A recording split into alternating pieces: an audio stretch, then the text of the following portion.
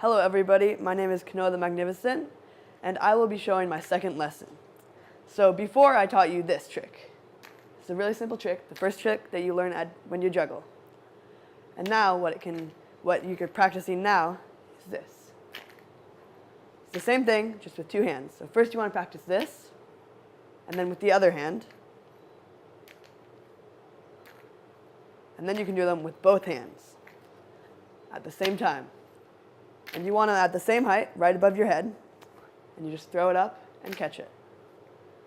And that's it for this lesson.